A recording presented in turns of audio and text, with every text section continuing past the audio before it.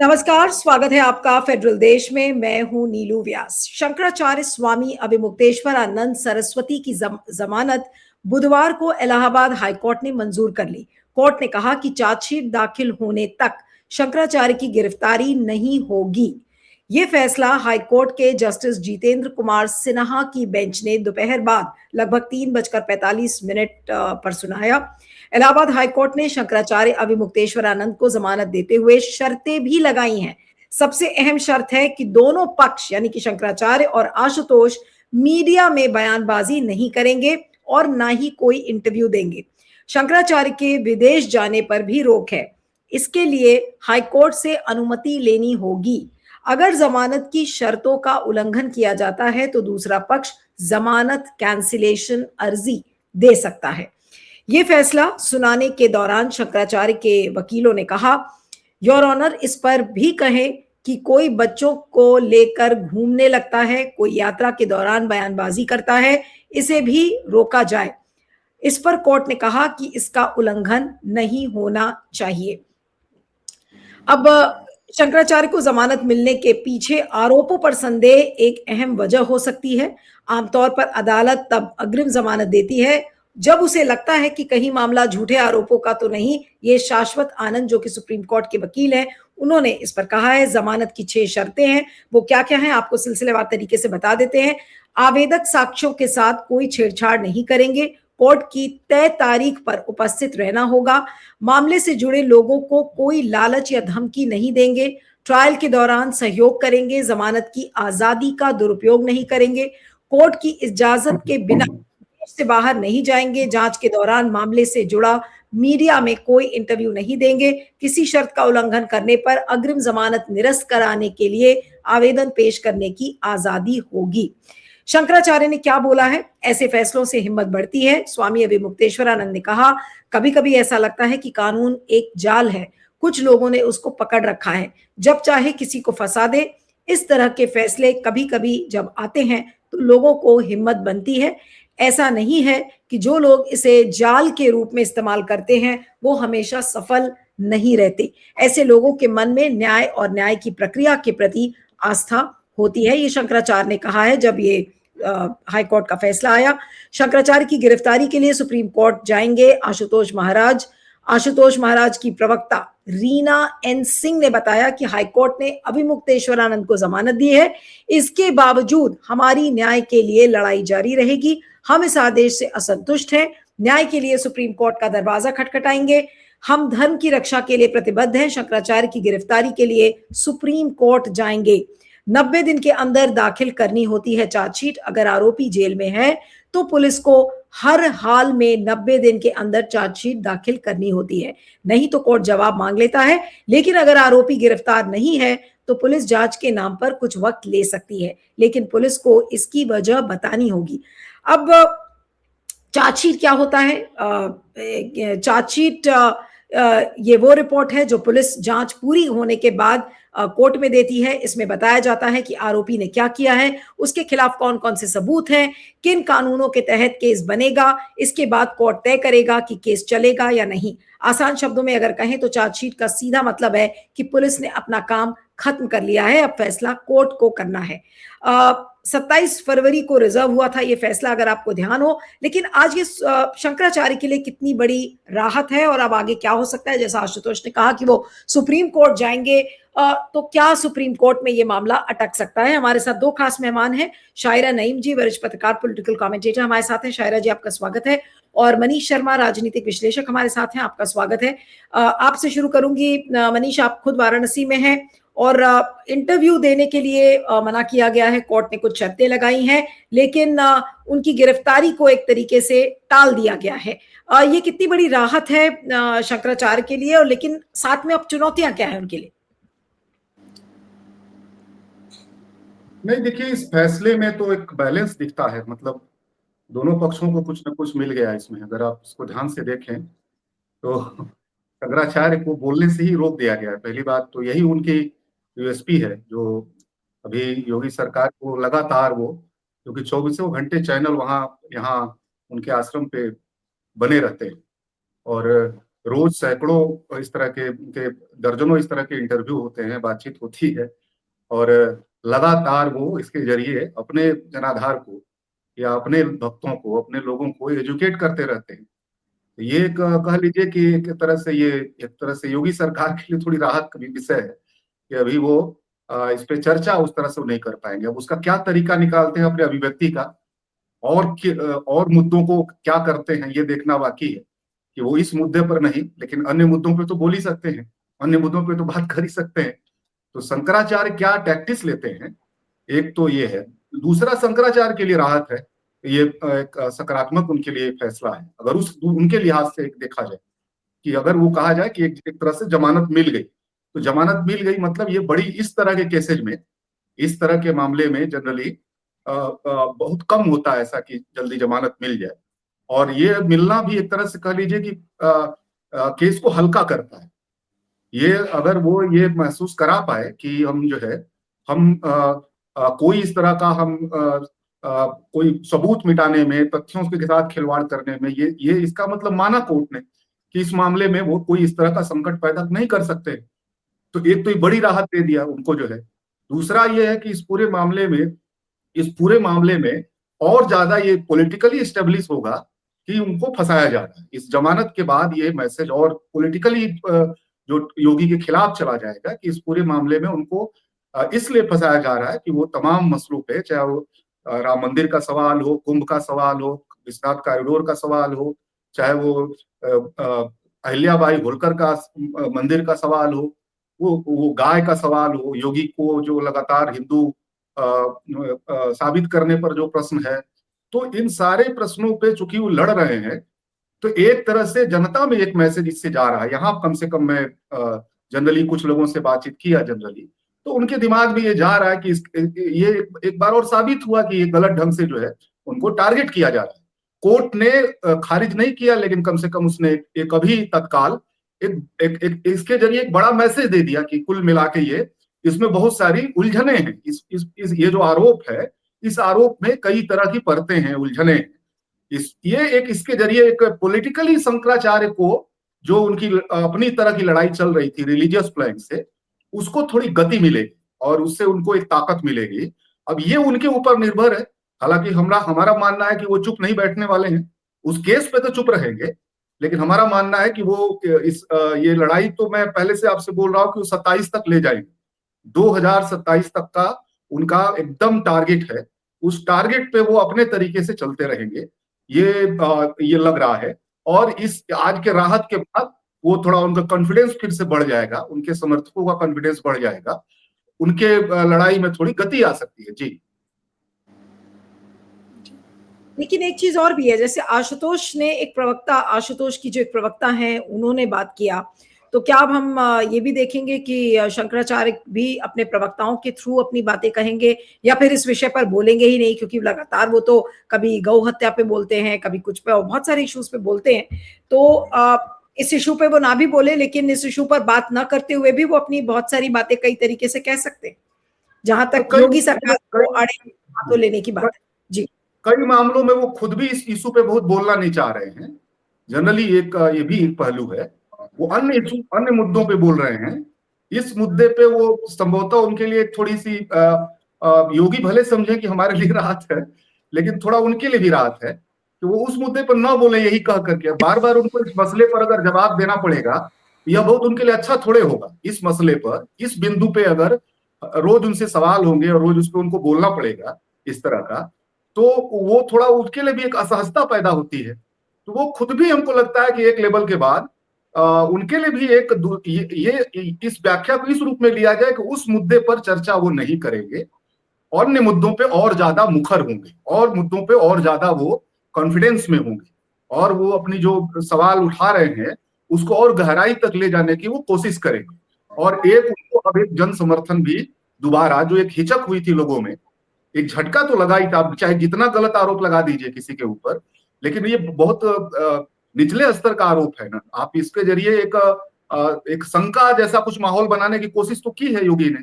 तो वो इस जमानत के बाद उस हिस्से में जो इनका समर्थक आधार है, जो योगी से ऊपरी हिस्सा, जो योगी का आरएसएस का जो समर्थक था, जो थोड़ा डिटैच हुआ है, थोड़ा निराश हुआ है योगी को लेकर के, मोदी को लेकर के, उसका एक कह लीजिए कि वो एक उसको टेक ओवर करने की कोशिश करेंगे शंकराचार्य, उसको एक थोड़ा सा राहत मिली है। तो मुझको लगता है कि इस पूरे मसले से शंकराचार्य के लिए भी एक राहत है कि वो इस पे न बोलना पड़े, वो कानूनी तरीके से इसको लड़ा जाए और अन्य मुद्दों पे और ज्यादा मुखर हुआ जाए। जी बिल्कुल।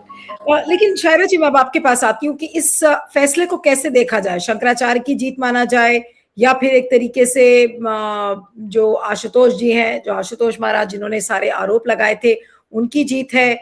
योगी सरकार अब इस मुद्दे को कैसे देखेगी, पॉलिटिकली ये मुद्दा अब कैसे चलेगा? नहीं देखिए, ये हमें तो ये किसी की जीत नहीं लगती है। दोनों को एक ब्रीदिंग स्पेस शंकराचार्य को मिल गया है और जो दूसरी पार्टी है उनका खारिज नहीं हुआ, तो वो समझिए कि उनको भी एक ब्रीदर मिला है। तो जीत तो किसी की भी नहीं हुई है, लेकिन ये है ज़रूर कि एक ये लग रहा था कि ये खारिज हो जाए तो शंकराचार्य को बहुत बड़ी राहत मिले, वो शंकराचार्य को नहीं मिली है। सिर्फ ये है कि उनको इंटरिम बेल मिली है, ये अपने आप में बहुत बड़ी बात है। लेकिन फिर भी जो है केस है कुछ ना कुछ, जिसका के चार्जशीट होगी, पूरा जो प्रोसेस में वो आएगा। तो ये जो है शंकराचार्य जी के लिए तो एक उनके गले में फंदा तो दिख ही रहा है। और जो बात नहीं करने की है, उनकी यूएसपी ही वही है, वो दिन भर अलग अलग मुद्दों पे बात करते रहते हैं। लेकिन जहाँ तक हमने वो फाइन प्रिंट देखा है, उनको सिर्फ इस मुद्दे से बात करने को मना किया गया। और जैसे मनीष कह रहे हैं कि इस मुद्दे पे तो मेरे ख्याल से वो कुछ भी बोलना भी नहीं चाहेंगे, बहुत ही निचले दर्जे का मुद्दा है। तो और वो जो बातें जो वो उठा रहे हैं, जो लगातार वो मतलब पिछले साल माघ मेले के बाद से तो बहुत ज़्यादा, उससे भी पहले भी मंदिर का जब मामला हुआ था उसमें भी ये सब बहुत बड़े मुद्दे हैं जो कि योगी के को चैलेंज करने वाले मुद्दे हैं। ये जो उनके ऊपर जो आरोप लगाया गया वो तो एक बहुत ही मतलब उससे एक बहुत संकीर्ण उसमें देखा जाएगा। जो लेकिन जो उनके आरोप हैं, जो क्वेश्चन करते हैं, वो बहुत बड़े-बड़े इश्यूज को लेकर के, मतलब अधूरी मंदिर है, या जो है कि शंकराचार्य लोगों का मंदिर में ना होना, या माघ मेले में व्यवस्था सही ना होना, या गौ रक्षा के ऊपर, या योगी को चैलेंज करना कि आप एक रोल ले सकते हैं। ये सारे जो हैं ये बहुत व्यापक मुद्दे हैं जो कि योगी के को चैलेंज करते हैं, उसकी उनकी अथॉरिटी को चैलेंज करते हैं। तो उस पे तो नहीं लगता है कि कोई रोक लगेगी बोलने की, वो उस पे तो बोल सकते हैं। उस पे ये तो उस केस से अनरिलेटेड मुद्दे हैं। वो केस उनको चुप कराने के लिए ही लगाया गया है, ताकि वो इसी में परेशान रहें और वो जो है कि ना बोले। लेकिन उनको तो बोलने से रोकना थोड़ा मुश्किल है। वो मीडिया भी उनके पास पहुंची रहती है, और वो एक जो बड़ा एक वर्ग है जो कि लगातार योगी के मिस गवर्नेंस या उनके जो उन्होंने एक ब्राह्मणों के एक सेक्शन को अपरेंटली थोड़ा नाखुश किया हुआ है, वो सारे जो एलिमेंट्स हैं वो इनके अम्ब्रेला के तले आकर के कंसोलिडेट हो रहे हैं। और बहुत सारे लोगों का मानना ये है कि इस तरह का इनके ऊपर आरोप लगाना, या जिस तरह का इनके साथ सलूक किया गया था माघ मेले में, वो जो है वो किसी भी सनातन धर्म के कहने वाले सरकार को शोभा नहीं देता है। तो ये एक ज़रूर है कि एक पक्ष, और क्योंकि ये दोनों हिंदू, सो कॉल्ड हिंदू के ही छतरी के नीचे आते हैं, इसलिए ये बहुत इंटरेस्टिंग हो जाता है कि उनका जो चैलेंज आ रहा है योगी का, जो बहुत बड़ा चैलेंज आ रहा है, वो एक हिंदू के ही अंदर से आ रहा है, ना कि ऑपोजिशन से, ना कि जो पीडीए की आवाज उठा रहे हैं उनसे। ये बहुत एक बात है। ये एक योगी के लिए ये एक संकट है, क्योंकि ये बहुत मतलब चुभने वाला है, उनके लिए बहुत चुभने वाला है। और इसके लिए इससे बचाव करना उनके लिए थोड़ा सा मुश्किल हो सकता है आने वाले दिनों में। जी लेकिन जो इसकी पूरी राजनीति है मनीष, वो अब कैसे पैन आउट करेगी? 2027 में चुनाव है। क्या हिंदुत्व को, जो हिंदुत्व की राजनीति है, उसको क्या शंकराचार्य से अच्छा चुनौती कोई नहीं दे पाएगा? और क्या एक बड़ी मुश्किल योगी आदित्यनाथ के लिए शंकराचार्य जी आने वाले दिनों में भी खड़ी करेंगे? इस केस को अगर हम अलग भी कर दें, ठीक है, इस पर नहीं बोलेंगे, लेकिन बाकी मुद्दों पे तो बोल ही सकते हैं। लगातार वो योगी को चुनौती दे सकते हैं, इस पर तो कोर्ट ने कोई रोक लगाई नहीं है। नहीं, देखिए, ये आप समझिए ना कि ये अगर ये आरोप मान लीजिए धर्म वाले एंगल से आरोप अगर कोई कांग्रेस लगाती है या मान लीजिए अगर कोई सपा लगाती है, तो उसके पास ऑथेंटिसिटी नहीं है। वो तुरंत खारिज कर देते हैं कि आप कौन होते हैं धर्म पे सवाल उठाने वाले, आप कौन होते हैं धर्म पे बात कर, आपको क्या धर्म से लेना देना। ये पहली बार हो रहा है। ये आप समझिए, इसको केवल 27 से नहीं जोड़ के देखना चाहिए कि जो एक तरह से वैचारिक वर्चस्व हो गया था हिंदू धर्म पे भी, ये मान लिया गया था कि आरएसएस का अब हिंदू धर्म पे भी एक पूरी तरह से कंट्रोल हो गया है, उसकी अथॉरिटी भी उसके पास अब आ गई है। वह राजनीति में ही नहीं, धर्म के मामले में भी, जो धर्म की राजनीति है और राजनीति का जो धर्म है, वो उस मामले में भी उसके पास अब एक सेंटर, वो उसको संचालित करेगा। और ये कॉन्फिडेंस ही था जो उन्होंने राम मंदिर के समय किसी शंकराचार्य को नहीं बुलाया। ये कॉन्फिडेंस नहीं अगर होता तो तब तो एक बात होती ना कि उस पर बवाल मचेगा, लोग इसका बहुत बड़े पैमाने पर आलोचना करेंगे। तो ये कॉन्फिडेंस था उनके पास कि हम इस पूरे मामले में अब तय करेंगे। तो ये एक एंगल जो है, ये लॉन्ग टर्म में भी बहुत संघ भाजपा के साफ को चोट पहुंचा सकती है। मतलब उसकी वैचारिकता पे भी हमला कर सकती है अगर ये ज्यादा आगे बढ़ गया कि वो जो लंबे समय से विपक्ष का आरोप है जनरली कि इनका धर्म से कोई लेना देना नहीं है, ये धर्म का केवल राजनीति के लिए इस्तेमाल करते हैं। ये तो आरोप उसके ऊपर बहुत लंबे समय से है, मैंने आप उसको कहिए तो आजादी के समय से है। उस दौर में भी जब आरएसएस आया था, उस दौर में भी ये बहस थी तमाम दायरे से, और आज भी ये बहस है। ये बहस मौजूद है सोसाइटी में और ये आरोप मौजूद है। इसको मान्यता नहीं मिल रही थी। अगर शंकराचार्य लगातार इस पे लगातार बढ़ते गए तो ये मान्यता स्थापित हो जाएगी कि वो हिंदू धर्म को नुकसान पहुंचाने वाला तत्व है आरएसएस, उसको असहिष्णु बना रहा है। एक हिस्सा है जो हिंदू धर्म के अंदर का जो लिबरल हिस्सा है, जो आरएसएस को पसंद नहीं करता है, धर्म को पसंद करता है, वो धर्म के साथ खड़ा होना चाहता है, आरएसएस को बाधा मानता है। वो केवल विपक्ष नहीं है, वो सोसाइटी में ऐसा हिस्सा है जो उसमें उसको एक आलोचना के नजरिए से थोड़ा देखता है। उस हिस्से में जो है आप ये बात इस्टेब्लिश हो सकती है। ये खतरा है बीजेपी के सामने। बीजेपी ने एक और काम किया है, आमतौर पे हिंदू धर्म के अंदर जो कट्टर हिस्सा है, कट्टरपंथी हिस्सा है, जो ज्यादा उस तरह का दक्षिणपंथी हिस्सा है, उसका प्रभाव उसने बढ़ा दिया हिंदू धर्म में, और जो लिबरल हिस्सा है वो दब गया उसमें। वो आप कह लीजिए कि दक्षिणपंथी हिस्से का, कट्टर हिस्से का वर्चस्व हिंदू धर्म पे उसने स्थापित कर दिया। उस लिबरल हिस्से को, जिसके अंदर तनाव तो था, जिसके अंदर इसको लेकर के बहस तो थी, लेकिन वो अलगाव में था आज इस दौर में, उस अलगाव को आप शंकराचार्य तोड़ सकते हैं। ये बड़ा संकट आरएसएस के सामने खड़ा हो सकता है। ये देखना होगा कि ये कितना धर्म के और खंभों को कितना ये शामिल कर पाते हैं। आने वाले समय में शंकराचार्य धर्म के और जो खंभे हैं और जो शंकराचार्य हैं और ज्यादा जो उसमें से तलाश लेते हैं, जो तमाम जो अखाड़े हैं, तमाम जो इस तरह के धर्म के सेंटर हैं, उसमें वो कितना और ज्यादा अपनी यूएसपी बना पाते हैं, उसको कितना अपने साथ लिंकअप कर पाते हैं। क्योंकि उस दायरे में भी बहुत सारी आलोचना मौजूद है, हिम्मत नहीं हो रही है। बस उस दायरे में भी आलोचना आरएसएस बीजेपी का मौजूद है, लेकिन वहां हिम्मत नहीं हो रही है। तो क्या आने वाले समय में शंकराचार्य के लगातार पहलकदमी लेने से जनता के अंदर का, माने हिंदू जनता के अंदर का लिबरल हिस्सा क्या खड़ा होगा, और क्या धर्म के अंदर का अन्य जो हिस्सा है, धर्म के अंदर का, धर्माचार्यों के अंदर का, वो क्या इस लड़ाई में शामिल होगा? अगर ये दोनों तरफ से अगर ये हिस्सेदारी होने लगी इसमें, तो ये बड़ा सेटबैक होगा आरएसएस के लिए, बीजेपी के लिए। तब वो केवल 27 तक नहीं, वो 29 को भी नुकसान बना देगा।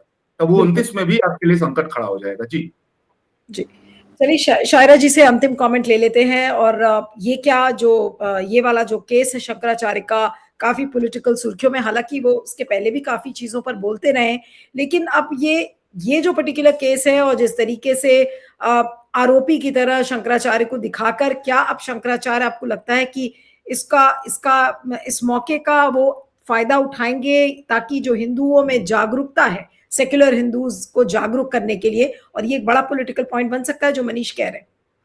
जी जी इंदिरा बिल्कुल। से मिलने देखिए, मनीष से मैं बिल्कुल सहमत हूँ कि एक बहुत बड़ा हिस्सा है जो हिंदू है और वो अपने को हिंदू मानता है, और वो लेकिन कट्टरपंथी की तरफ नहीं है, वो हिंदुत्व से अलग है। हिंदुत्व और हिंदू होने में बहुत फर्क है। जो हिंदू बहुत एक बड़ा हिस्सा है, जो बहुत उदार है, वो रैशनल थिंकिंग वाला है, जिसको कि इस सरकार ने बिल्कुल मार्जिनलाइज कर दिया, किनारे कर दिया है। और अभी जो शंकराचार्य जिस किस्म के मुद्दों को उठा रहे हैं, खास करके पहले भी उठाया है पर्यावरण के मुद्दे को, या ये अधूरे मंदिर में तो खाली यही नहीं, किसी भी शंकराचार्य को नहीं बुलाया गया था, और वो सब उस समय जो है वो एक प्लेटफॉर्म पे आ गए थे। अब जो इस तरह का उनके साथ एक तरह से जो ये केस डाला गया है, अगर वो मोबिलाइज कर सके और रिलीजियस जो इकाइयां हैं, अलग शंकराचार्य हैं और जो ये लिबरल लोग हैं, माघ मेले में से बहुत सारे लोग वापस चले गए थे जब शंकराचार्य के साथ इस तरह का बर्ताव हुआ था, तो वो भी एक तरह से प्रोटेस्ट में, एक तरह से एंग्विश, वो वापस चले गए थे, क्योंकि वो एक रिलीजियस स्थान है जहाँ के इनके साथ इस तरह का बर्ताव हुआ, लोगों ने बहुत कहा और बहुत आहत हुए।